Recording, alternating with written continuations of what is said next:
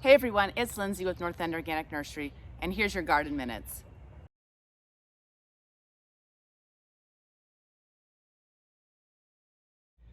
So it's the beginning of June, and I haven't planted my garden yet. I have 3 tomatoes that I have planted that I did for a video, and I did that back around April 15th, and they're doing fantastic. I did them in walls of water, and they're like 2.5, 3 feet tall. I'm so happy. I have not had any time to do anything else in my garden yet. And just looking on the internet lately, I've seen a lot of people asking about what's too late to plant. And, you know, I haven't gotten my garden started yet. Can I still grow my garden? Is it still early enough in the season to get a harvest? And the answer is absolutely yes. So today I wanted to chat with you about what you should plant from seed at this point, what you should plant from starts at this point, what's really just too late to plant, especially with the temperatures about to exceed 100 this week. Today's the 1st of June 2021, and we're going to get hot this week. So generally speaking though, the 1st of June is not too late to plant the majority of your garden. You still have plenty of time. So let's just get that fear out of the way. You can have an abundant harvest. And here is a little known secret, that there's a lot of things that will actually do much better because you waited. For instance, things like zucchini and squash that are typically highly prone towards squash bugs. If you plant them a little bit late, the squash bugs are like emerging now. And if they don't see a squash plant to kind of get involved with, they are going to split and go find another yard and try to find said squash plant or die off because they just don't have the food. So you can actually avoid squash bugs by planting a little bit later. Other things like peppers just don't like cold soil. So by waiting until the soil has warmed up significantly like it has right now, you're actually going to get a much better, healthier, bigger plant in the long run with a much more abundant harvest. So there's certain things that if you planted before now, you might have been planting a little bit early, to be honest. Other things like lettuce, spinach, radishes. These are crops that really do better. Peas, they do much better when it's cold out, and much to my daughter's unhappiness, I didn't even get around to planting peas. I didn't get around to planting kale, chard, arugula, any of those spring crops that I'm always raving about as being fantastic ways to start the season. I didn't do any of them. Just have not had time. Thank you everybody for making us so busy at the North End Organic Nursery. But as a result, I am slightly behind the 8 ball when it comes to not having my garden planted. So today I'm gonna plant some stuff. Again, it's gonna get quite hot, so I'm doing this in the early part of the day, and gotta make sure these guys stay well watered. These are all plants that I'm gonna be planting today, and they have all been significantly hardened off. What does hardened off mean? Basically, when you harden off plants that have come out of a greenhouse situation, you are exposing them to their new world in a soft and gentle way. So in the springtime, hardening off means bringing your plants outside a little bit every day in order to let them harden off to full sun and colder temperatures than they had in the greenhouse. This time of year, hardening off means letting things also get used to the full sun, but also used to the heat. So I've had these plants outside with the highs and lows that we've had for about the last week underneath my shade sail. So they've kind of been softened into the environment there, and then I put them into the full sun for a day or two. They're looking good, they're ready to go. And now this brings us to, what do you plant from seed, or what can you plant from seed, and what should you really just bypass the seed and go straight for a start? So the obvious ones that you're always going to be planting from a start are going to be things like tomatoes and peppers. We just don't have a long enough season really to take a tomato or pepper seed and put it in the ground and get the largest harvest potential out of that particular planting. So we always start our peppers and tomatoes indoors or in a greenhouse, and then bring them outside when the weather permits. Now there's other things that you can plant from a start, like a cucumber, melon, squash. These are all great plants. Beans, corn, you can get them as transplants if you want to, but you stick a seed in the ground right now and you're really not very far behind a plant that you're buying in a container. So I do have a couple of varieties. This guy got a little wilty. I just watered it, so forgive the little sadness. It'll perk back up. There are certain varieties of plants. I feel just embarrassed just even showing you guys this, but whatever. There are certain varieties that you just can't get from seed packets, like this Zephyr squash. Once this guy perks up, he's going to be my happy little Zephyr in the garden beds. That this is a F1 hybrid, not a GMO, an F1. So that means that the seeds are not always available on seed racks. Often you have to buy them directly from the grower, and us as a nursery would buy them in bulk quantities, seed them out for people so that they can take them home. So Zephyr is one of my favorite F1 hybrids for zucchinis or summer squash.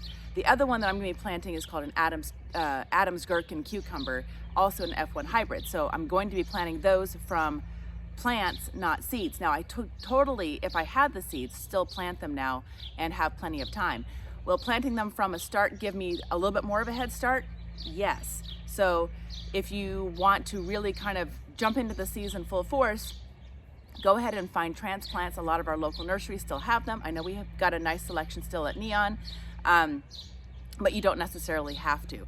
This is also a good thing to remember when you go to your local nursery and things are picked over, because don't lose faith in the idea of being able to plant some of that stuff. Just go inside and hit their seed racks, and there's a good chance you're still going to find a lot of those plants that you wanted to grow from their greenhouse that you can still plant directly from seed. So corn, beans, squash, cucumbers, melons, these are all things that are easily planted right now directly in the ground. And that's what I'm going to be doing for a lot of them.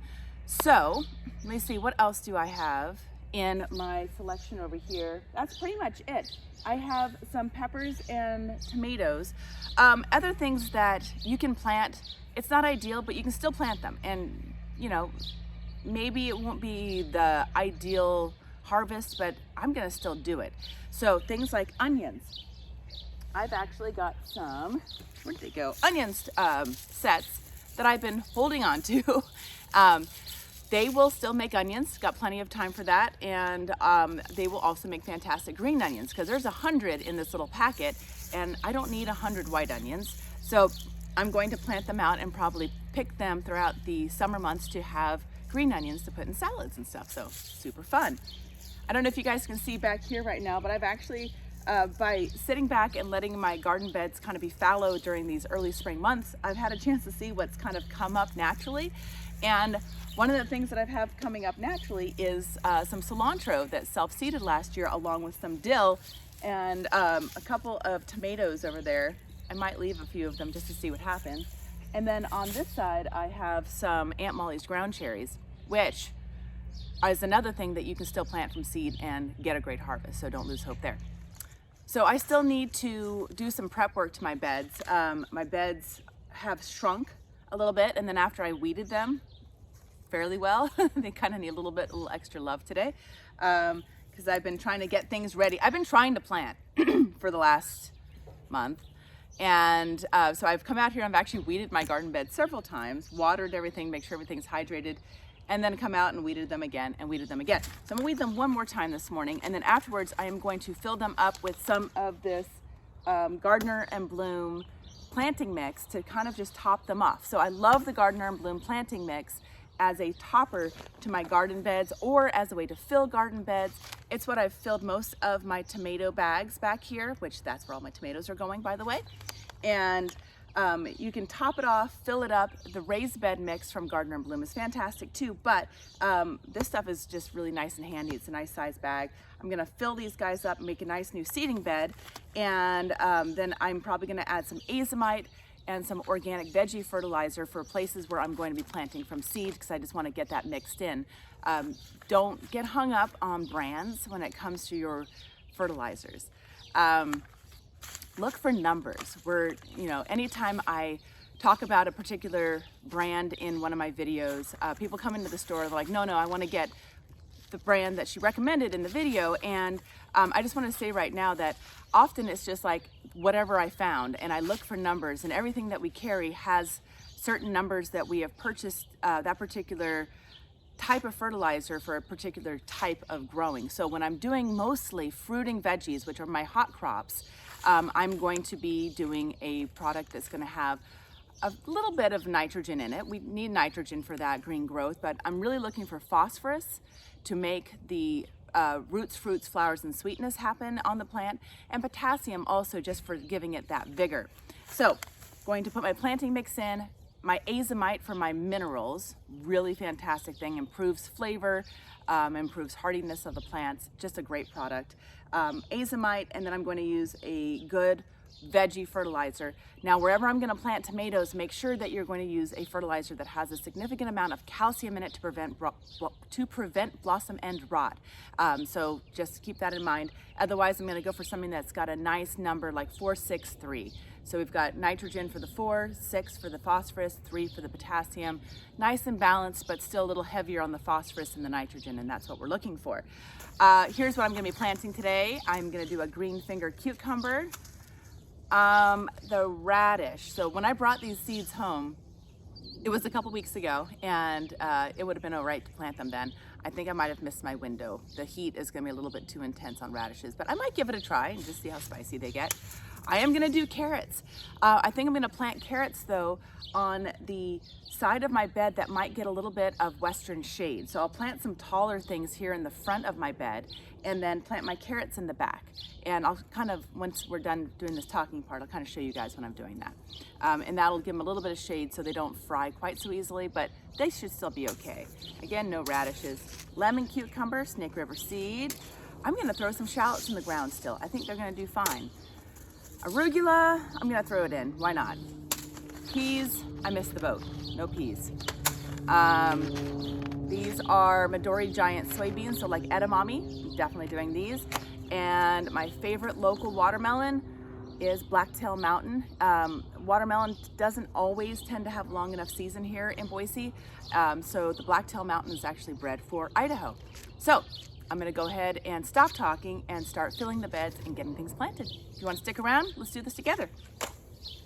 Okay, so this middle bed is where I'm gonna get started.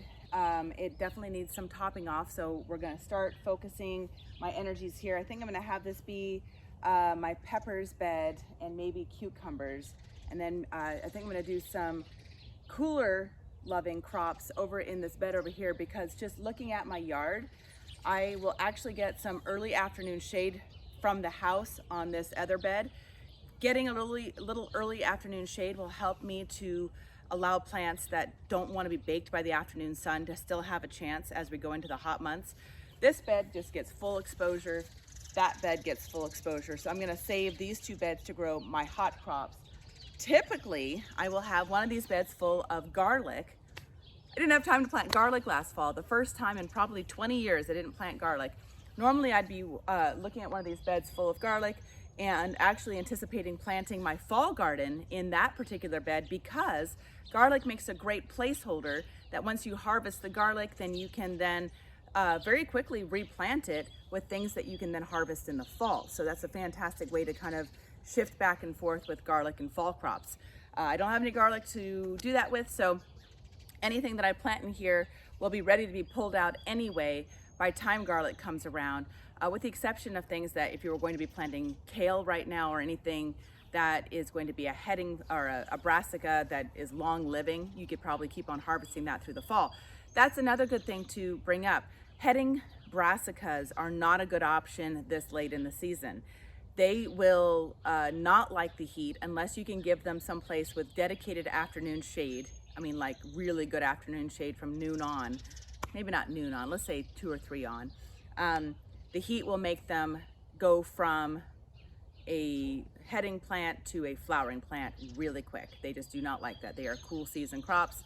Best places where they grow are actually along coastlines in like Southern California, so not the temperatures that we have here in the summer in Idaho. We do have great tomato pepper weather here, and our melon, squash, and even cucumbers, give them enough water. Cucumbers really need a lot of water if you don't want them to get bitter, but we can grow all of that stuff that likes the heat really, really well. Back to it. I'm going to start filling up this bed with my planting mix, and then we'll start planting.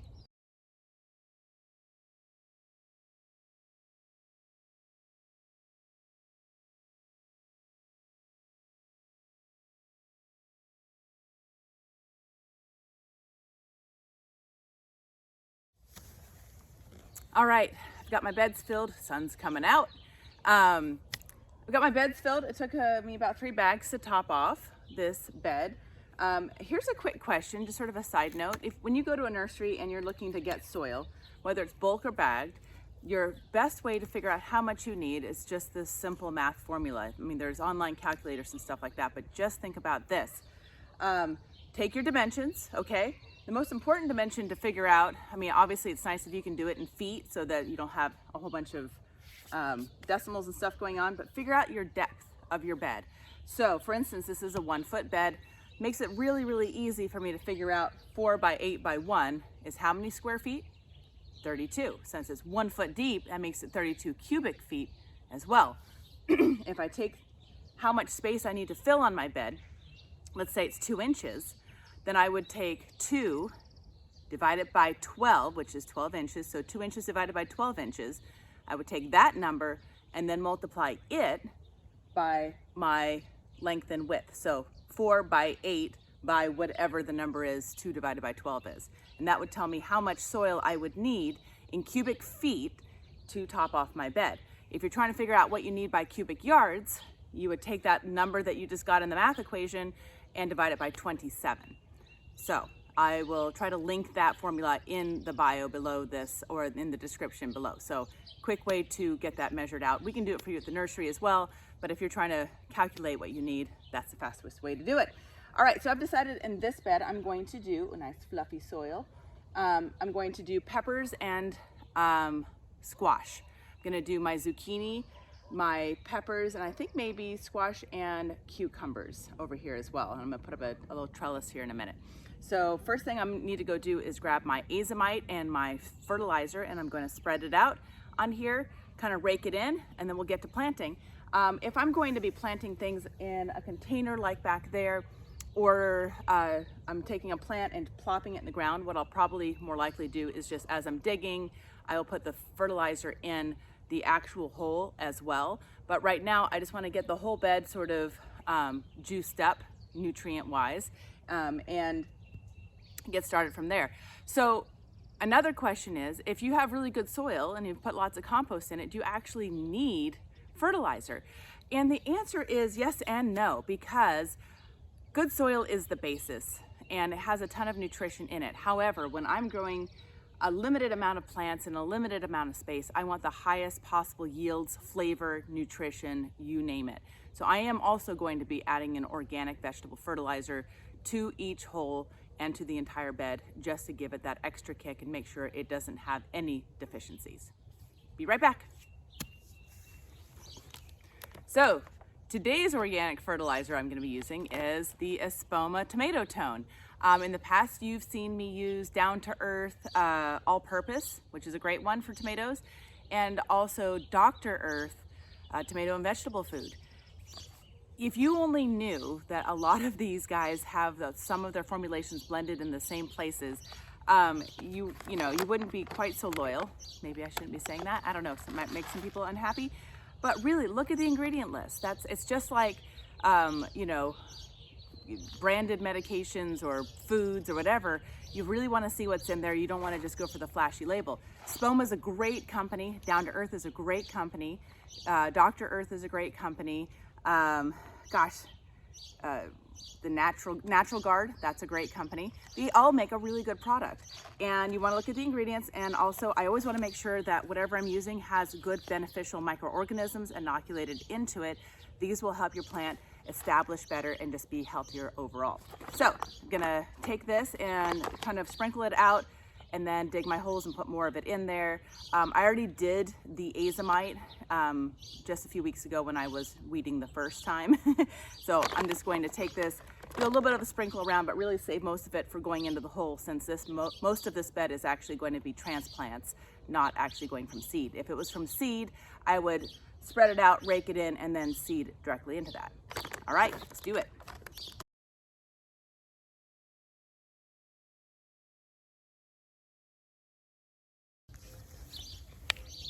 Next, I'm going to place my plants. So I'm going to get my veggies and see where I want them in the beds before I actually plant them.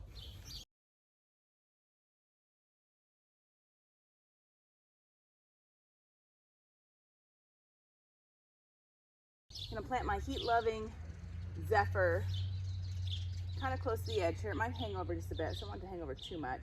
I'll put it there because it's gonna get big. Probably want to give it a little bit more space. It's gonna get really big. Zucchini are actually a really good option for doing in containers. I think I'm gonna shift gears. I think I'm gonna put my zucchini in the container and save my garden beds for things that can be grown more densely. That's the beautiful thing about using these fabric containers, which I've gotten really addicted to, is that they're fantastic for finding and conserving highly valued garden space.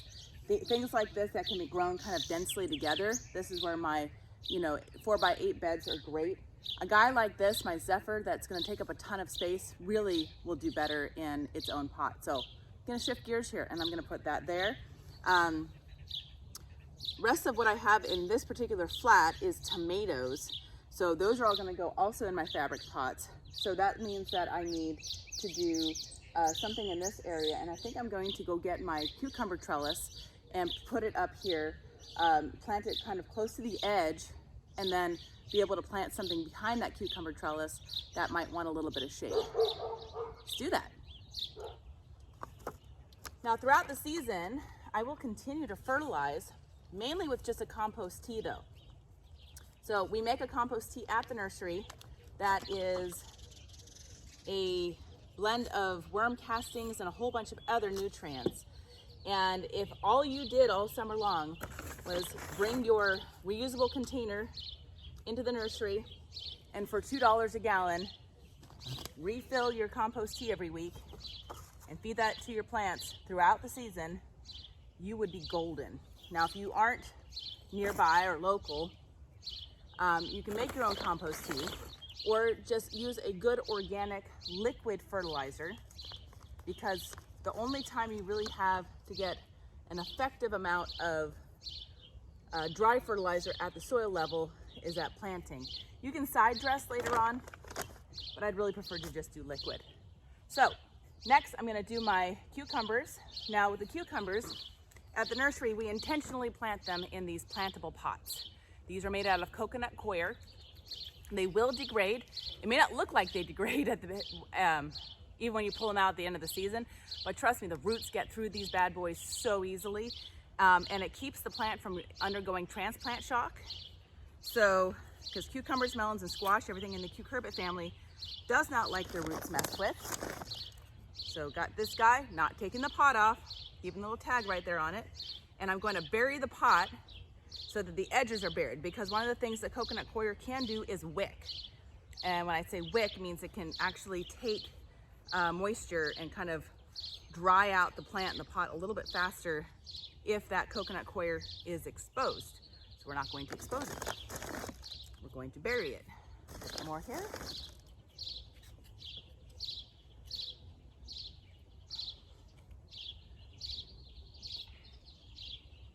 You know, I've been gardening for a very, very long time, but I hope if you guys get anything from our time together here through these videos, is that I would consider myself a fairly good gardener, but I am not a particularly retentive one. My plants are healthy and happy, but they are not necessarily coddled. And these guys have a little bit of dryness. They'll perk up. I'm gonna give them a good watering here.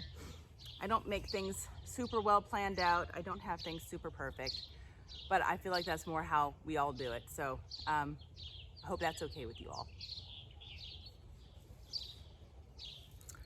Okay, since I've planted my cucumbers here, my peppers here, I don't really want to plant anything else here and get in the way of the cucumbers. These peppers are gonna be big and shoulder to shoulder here in a little bit. I'll make sure I take video a month or two from now. I think I'm gonna take a row of my white onions and just densely plant. Oh, I should show you what I'm doing here. That would be helpful. Taking my onion root side down. So this one you can see that it has, you can still see the little roots on it. And I'm taking the root side down, and if your soil is nice and fluffy and I just filled this up with some extra, then you can just force it in. Otherwise you can dig a hole. But I'm just taking it in between my fingers like this and kind of pressing it down about 2 inches. Doing it again. And this will grow up. Oh, I want to do it a little bit more densely, because what I'm gonna try to get out of this is some green onions. I'll probably thin these plants, these little onion sets, down to about every 2 inches, and let the every 2-inch one fatten up to be a full-size one. I'm not going to go any further that way. I don't want to crowd them there. I'm going to kind of just go this way a little bit, and probably these will be ready to harvest before the peppers get too crowded into here. So I'm going to go ahead and put everything else out. I'm going to get things planted, and I'll come back and chat about it later on, what all went out, how I went out. One of the things I did want to mention is that when you're doing beans and corn and very large seeded items, it's not a bad idea to pre-soak your seeds. That just helps them to germinate in advance. So I have not pre-soaked my seeds, so I'm going to go pre-soak some of the beans that I want to be planting, specifically the Midori giant soybean, and I'm going to plant some green beans as well, some pole climbing green beans to go up on one of my other trellises here. And so we'll probably get those planted tomorrow morning. If I soak them now, they should be ready by then. But I'll come back and do a little follow-up this evening once everything has been planted out, and then we'll finish editing the video, and you can see kind of the thought process that I did into planting my not so early season garden. All right, thanks guys, see you later.